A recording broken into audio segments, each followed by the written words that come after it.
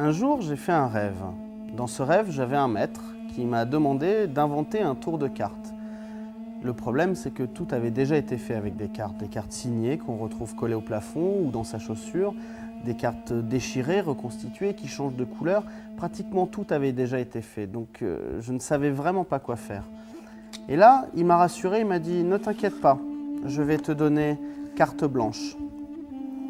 Mais malgré tout, ça ne m'aidait pas. Donc il m'a dit « Mets-toi dans la position d'un écrivain devant une page blanche ». Et là, dans mon esprit de rêveur, une idée étrange s'est imprimée à mon esprit. Si au lieu d'avoir des dos identiques, j'avais des dos entièrement différents. Je trouvais l'idée intéressante, un jeu composé de dos entièrement différents.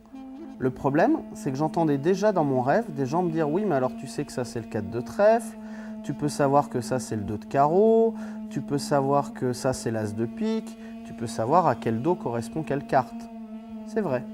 Mais si moi je peux le savoir, vous, non. Et nous allons faire un jeu basé sur l'intuition. Vous savez, parfois on pense à quelqu'un, le téléphone sonne, c'est la personne à qui on pensait. Et donc je vais distribuer les cartes une par une et quand vous le sentirez, vous me direz stop. Si vous voulez. Sur celle-ci, avec les pics, tout ça en couleur bleue, très bien.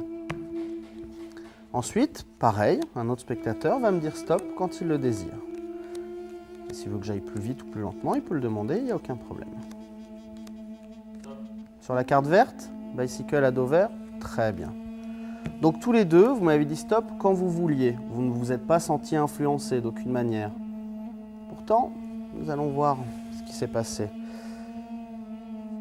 L'un de vous m'a dit stop à cet endroit et l'autre ici. Voilà. Donc, c'est bien votre carte, c'est bien votre carte. Et tous les deux, comme par hasard, mais il n'y a pas de hasard, vous m'avez dit stop juste avant deux cartes identiques dans le jeu. Coïncidence? Non. Influence.